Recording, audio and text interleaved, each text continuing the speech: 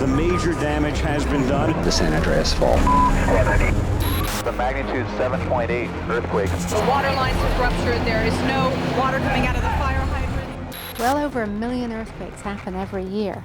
You only hear about the larger ones in populated areas, but most occur in remote areas and under the oceans.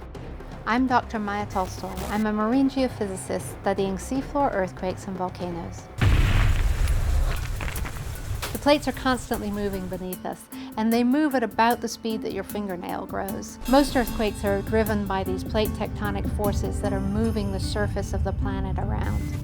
So an earthquake is basically when a rock breaks apart and when it slides alongside next to itself.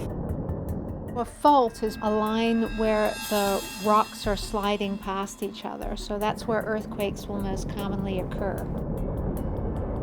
The most famous fault in the United States is the San Andreas Fault in California, where two plates are sliding past each other. That's called a transform fault.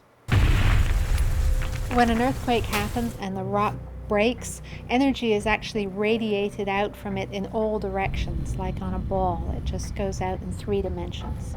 So these waves travel in all directions and up to the surface, and in particular surface waves that travel at the surface and are quite high amplitude cause a lot of the damage that happens in earthquake zones.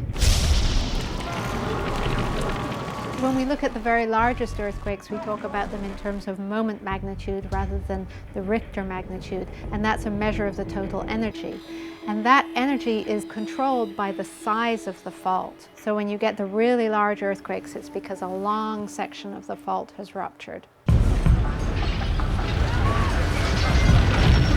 I think the best thing to do when you're in a large earthquake is to get under cover, so protect your head so you can get under a table, something that will protect you from things falling on you, or if you're in an area where things are falling, to get out of that area as quickly as you can.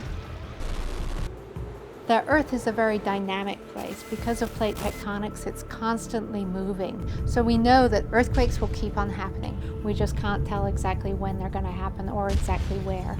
We just have to be as well prepared as we can.